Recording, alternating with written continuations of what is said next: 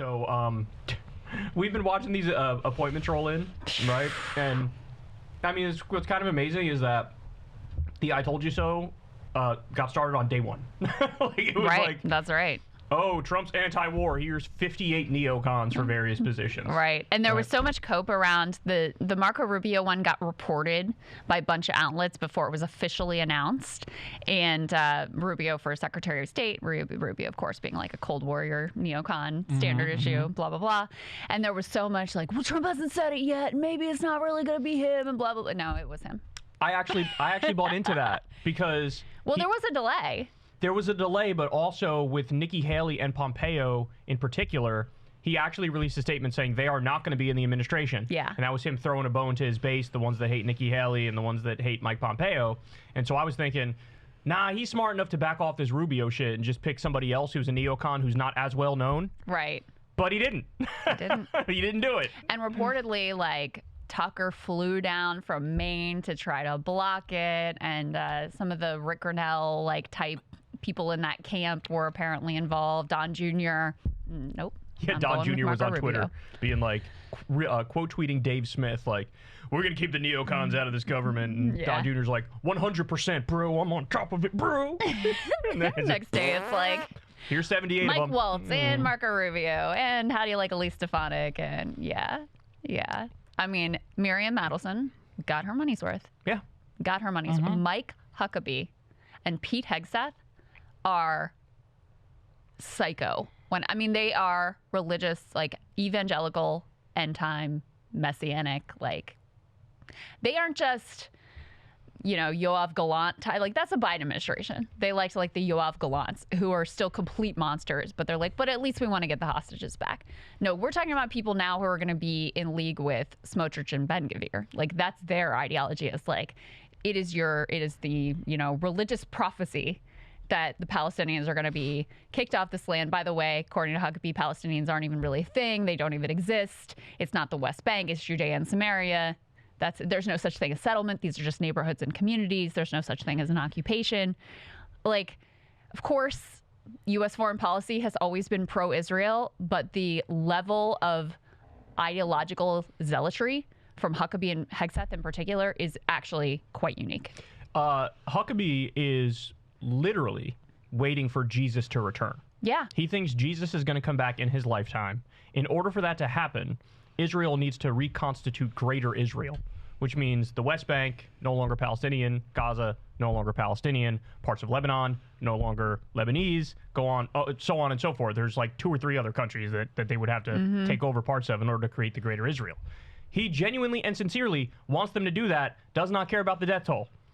Because the more land Israel gets, the more likely Jesus is going to come back any minute now, and he's waiting for the rapture, where him and his buddies get to go up to paradise. And by the way, during the rapture, they end up killing most of the Jews. Yeah, so Jews a small are number like convert, most of them get killed. Fodder for that. Yeah, so the Christian Zionists are always like, it's the weirdest alliance ever with Jewish Zionists, because it's like, that they think most of you are going to get got, right? It's just a crazy, this reminds it literally straight back to the days of the Bush administration, where he had people in positions of power like this, right? Remember when Bush said, we went into Iraq because of Gog and Magog? You remember that story? He spoke to the French prime minister and said that, and the French prime minister was like, what? What the fuck does that mean? And it's some biblical story or whatever. Yeah, bro, we're right back in, this is, as somebody said on Twitter, this is George W. Bush's 4th term. Yeah. That's what this is. So the idea Trump's any different from he is a neocon. Get it through your head. Get it through your head. Get it through your head. And Israel first. Yeah, a lot of those guys are genuinely Israel first. Genuinely Israel first. So. Yeah. So, but now I've yet to talk on my show about the other big appointment that just came out. Man by the name of Matt Gaetz. Indeed. Yeah, why don't you lay that out for everybody? So Matt Gaetz, of course, congressman from Florida, who was previously investigated by the Department of Justice for sex trafficking a minor. Fake news. That's what he was investigated for. He's also under a Republican House ethics investigation for similar allegations. Trump wants to make him Attorney General. So going from being investigated by the Department of Justice for underage sex trafficking to actually heading up that agency. It is not only liberals who are very disturbed by this choice. Kevin McCarthy. Republicans hate I mean, he is, like, ideology aside, people just hate this guy because he's kind of a piece of shit.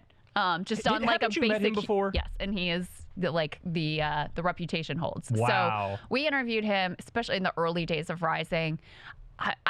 I think I interviewed him once or twice with Sagar, but also before Sagar was even there with Buck. And I think it was one of the times when I was there with Buck that he came in, he was furious about the tea selection in the green room. I was like berating an intern. And I mean, just like on any level of basic human decency, this man fails. And like I said, you could put this first piece up on the screen. Like, his Republican colleagues probably hate him more than anyone. This Axios article describes them as stunned and disgusted as Trump taps Matt Gaetz for Attorney General. Of course, he led the whole charge against Kevin McCarthy and, all of that. So he's rubbed plenty of people the wrong way there as well. But he's also he's a mess. Like, he's constantly out partying. His colleagues say that he brings in his phone and shows them, like, hey, look, here's me, like, fucking my girlfriend or whatever. And they're like, okay, cool, thanks. That's who he is. Like, this is according to Republicans. And Kevin McCarthy got asked something about, like, have you talked to Matt Gaetz lately? And he was like, nah, I don't hang out with pedos. So, again, this is not from liberals. This is from Republicans. Madison Cawthorn might have been talking about him. Remember when he was like, they came up to me and invited me to go to an orgy. Yeah. Yeah, and they're on these like anti-drug committees, and you see them do a key bump right in front of you. Oh, well, that definitely could be Matt Gaetz.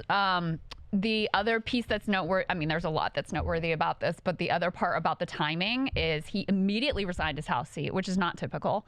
And turns out, I can put this next one up on the screen, that ethics investigation, which has been ongoing from the House, again, Republican House, that has launched an ethics investigation into Matt Gaetz.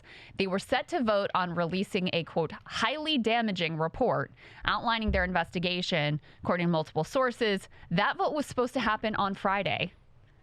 And now he's hoping that since he resigned his seat, the investigation has to stop, and he's hoping that that keeps this report from ultimately coming out. Now, the committee could still vote to release the report if a majority on the committee votes for it, but it will require at least one Republican to go along with all the Democrats. And the other possibility is that just someone who hates him leaks it, which is, when you have so many enemies and so many people looking to knife you however they can, Kevin McCarthy, probably chief among them, very possible that whatever is in this report does ultimately end up coming out. Now, some people say, yeah, but he's not going to get approved. So why, this isn't even a conversation we should be having. How do you respond to that? I mean, I always thought that this idea that, Trump's going to be bound by the norms of the Senate or whatever was kind of preposterous. If he wants Matt Gaetz, and I think he does genuinely want Matt Gaetz, he's going to get Matt Gaetz. And he can either just make him an acting attorney general, which means he just basically does the job but isn't officially confirmed, or he has been overt in pushing the Senate, whoever's the Senate majority leader, which we now know is going to be Senator John Thune, to commit to doing recess appointments, which means there is no vote. You just get who you want. And Thune and all the other contenders immediately were like, yes, we'll do that, which to me is a very important indication. Thune was not the choice of MAGA. It was the last choice of MAGA.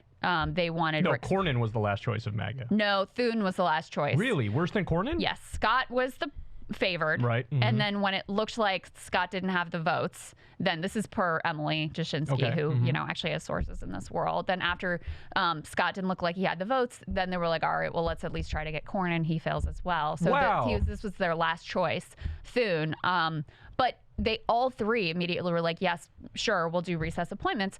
And why that's important is because, the Senate, one of the things they pride themselves on is these confirmation hearings, their role as advise and consent on these nominations.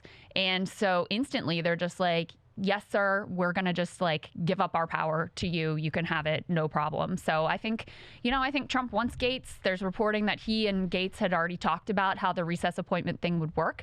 And I don't think he's any kind of sacrificial lamb or whatever, or some 4D chess of, they'll reject him, but then we'll get our other ones. I think he wants Matt Gaetz, and I think Matt Gaetz will probably be Attorney General. So notice, when Democrats want something, there's always 58 reasons why they can't get it done. And the parliamentarian or this or that or this vote flipped and we can't get the numbers and blah, blah, blah, blah, blah. But Republicans, people default to like, they're not going to be able to get that through. That's crazy. They're not going to be able to do this. And then it's always like, well, actually, if you do this thing and that thing and this thing, and then boom, you can get that to happen. So with the Republicans, it almost always feels like they're going to get what they want. With the Democrats, it's always like, they're not going to get what they want. Yeah. And it makes you feel like a sucker almost watching this system unfold in front of us. You know what I mean? I do. And I also think that there is an element too. I mean, Matt Gaetz is genuinely, on a bipartisan basis, maybe the most hated person in Washington. Wow. Like, he is hated. Wow. Because of, he just is an obnoxious asshole, and like, in lots of ways, people find him to be terrible.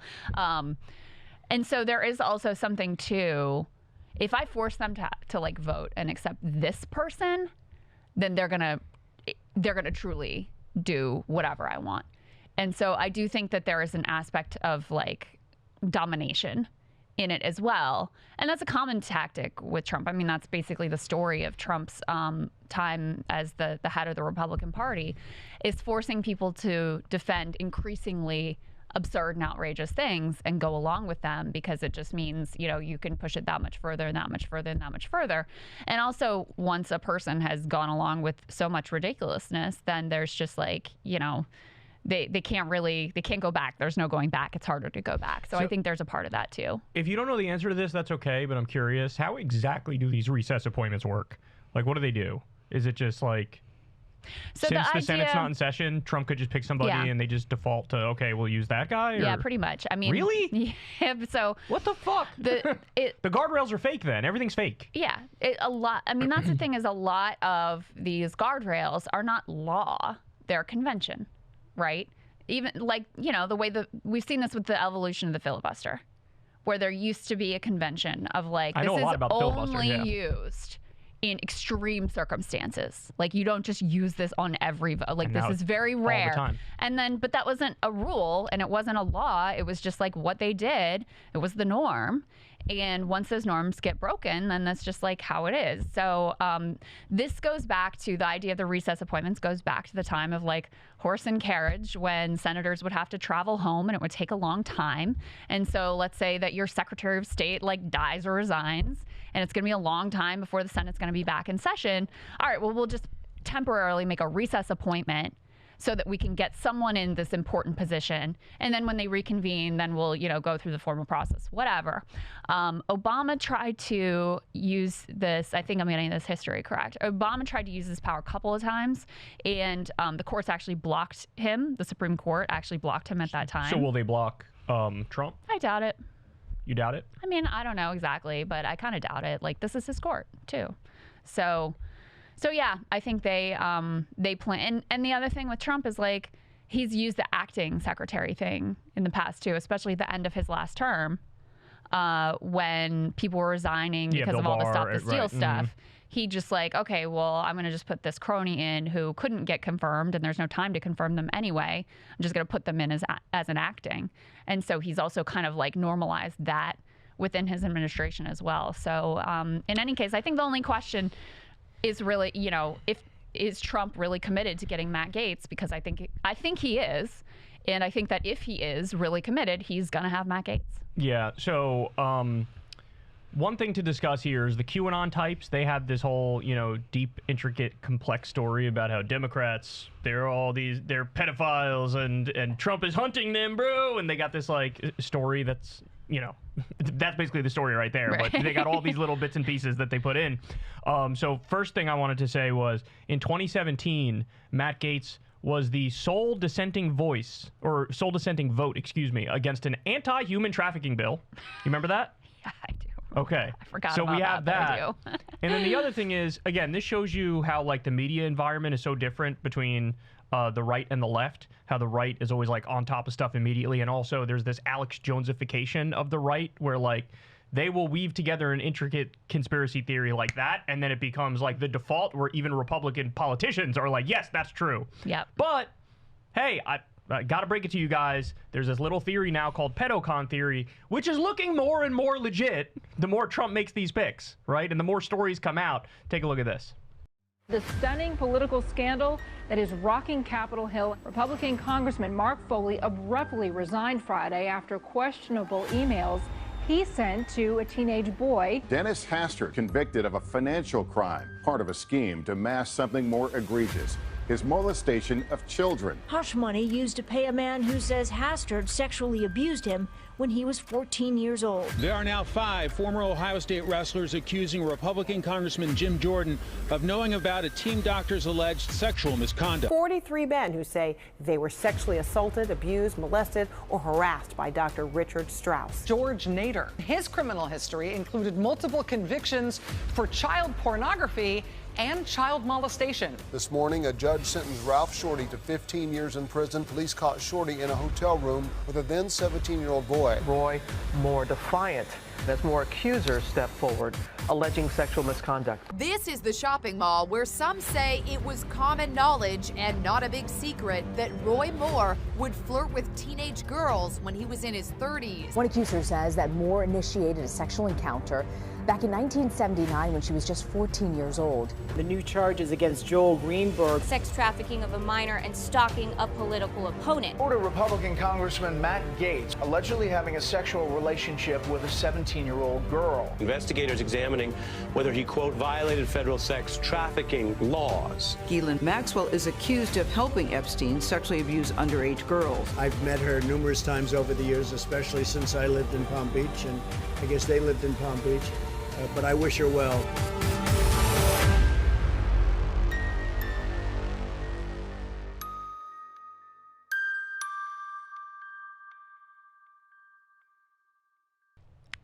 So I don't know exactly how many different politicians were mentioned there that were big name Republicans who wound up being pedos, fredophiles. I'm trying to get us not demonetized here. But I mean, what do you say to that, right? Like, and by the way, Trump himself, this drove me crazy. Trump himself, like the week leading up to the election, there was that story that came out about how him and Epstein is on audio tape saying, yeah, I was his best friend for over a decade. If that came out about Joe Biden, Jeffrey Epstein saying, yeah, Joe Biden's my best friend for over a decade, Epstein saying that, everybody be like, okay, run this in every newspaper in the country, put it on every, politics show in the country, and they would have wrote it into the ground. But what is this weird, like, gentleman's agreement they have where if dirt like that comes out on Trump, nobody says anything about it? Nobody says anything. How many pictures are there of Trump with Epstein? How many pictures are there of Elon Musk with Ghislaine Maxwell, for example? Yeah. Like, why are we pretending like this? Like these people are normal and that they're, they're good faith actors trying to improve the country and just implementing their ideology? No, this is like genuinely disgusting and conspiratorial, and Lord only knows what these people have planned. Yeah. Well, and there's a couple of answers. I mean, with the Republican base, it is a cult. Trump can do no wrong. He's always the victim, never the victimizer. Like, that's just how it is. And there was that clip of a Republican congressman who was like, yep, no matter what Trump wants, we're going to give it to him. If he says jump and scratch your head, that's what we're going to do, like, no matter what. And that's the attitude, and that's what the base wants to hear from their elected Republican politicians. So there's that answer when it comes to the base of just, like, they will hear nothing that is negative about Donald Trump. They just don't believe it, will reject it, will overlook it, will rationalize it, et cetera, et cetera. With regard to the news media, because I think if the shoe were on the other foot and that did come out about Joe Biden, they would have covered it. They would have covered it. Mainstream media in the U.S. did not cover it at all. They did not cover it at all. And they would have covered it because they're so afraid of Republicans saying they're biased and blah, blah, blah. I mean, the Republicans have very effectively worked the refs so that, negative material that comes out about Democrats gets covered, and it should, right? But negative information that comes out about Republicans, a lot of times they just overlook. And I think there's also just almost like a sense of futility, because there is this sense that nothing matters with Trump and no one cares. And it's just like, he's been accused of rape by how many women and sexual assaults and like all of his criminal doings and all of this stuff. And it doesn't seem to really hurt him. So I think there also just ends up being this sense of futility. Yeah, but just get out of politics then. Like, I'm so sick of these people. Any little thing happens on the Democratic side, and everybody in right-wing media is like, oh, this thing happened, it's so bad, the Democrats are so bad. And then you have, like, you're gifted on a silver platter the most insane thing that ever happens with Trump, and they just, like, We're not going to cover that. What? Yeah. There's audio of Jeffrey Epstein saying he was Trump's best friend for over a decade. What more do you want? Do you want video of Trump committing some sort of sexual assault? By the way, Jeffrey Epstein also said, or the reporting was, Epstein had pictures of Trump with underage girls who were topless. That was in the reporting on this. Then there was that woman who came out, said in 1992 or 1993, Jeffrey Epstein and Trump had some weird sexual assault game they played with each other where they like passed this woman back and forth and he would grab her in parts he shouldn't be grabbing her. And Epstein in those recordings also talked about these sort of like sick games that Trump would play, trying to like cuckold other men's wives and shit, and like going into great detail. I like to about fuck my best friend's wives. He said it. That's in the reporting. Yeah. None of this blew up. I did a Google search for it, and like within the top 3 search results was like the Hindustan Times, which means CNN, MSNBC, the Nightly News, all the outlets that we all know. Nobody fucking talked about it. Credit to the Daily Beast. They ran it. They're the only ones who fucking ran it. And we talked about it. It's like, what are we doing here? We're fighting with our hands tied behind our backs. And then now you have Matt Gaetz, like Fredophile extraordinaire. And again, like everybody just sort of resigned, like, yeah, he's probably going to end up getting this dude in that position. It's like, what more does somebody have to do to end their career? But if they're on the right, they just fucking get away with it. I'm sick of it. Sorry, but I think pedocon theory is basically real at this point. I mean, how many do we have to learn are pedophiles and then nothing happens, right? Yeah, and the other thing with the Gaetz discourse is love Matt Stoller, but there were people, him and others who were like, oh, I saw Ryan Grimm say this. Like, bro, he's good on really psychedelics. Good on antitrust. And it's like, you know, and I mean, DOJ, like that is relevant for that position, but it's also like, guys, that is not why he was picked. That is not why, like, he was picked because of his loyalty. He was picked because of his sycophancy. He was picked because he's totally lacking in any sort of moral scruples. And actually the fact that Trump may have damaging dirt on him that he can hold over his head is just an extra insurance policy that he is going to do exactly what Trump promised to do, which is turn the DOJ into a tool of his personal retribution and use it also to, I mean, this is a classic kind of dictator move. You use it to chill dissent so people are afraid to even step out of line. It like keeps people from taking the sort of, you know, actions against Trump or having the sort of resistance to Trump that they did last time around.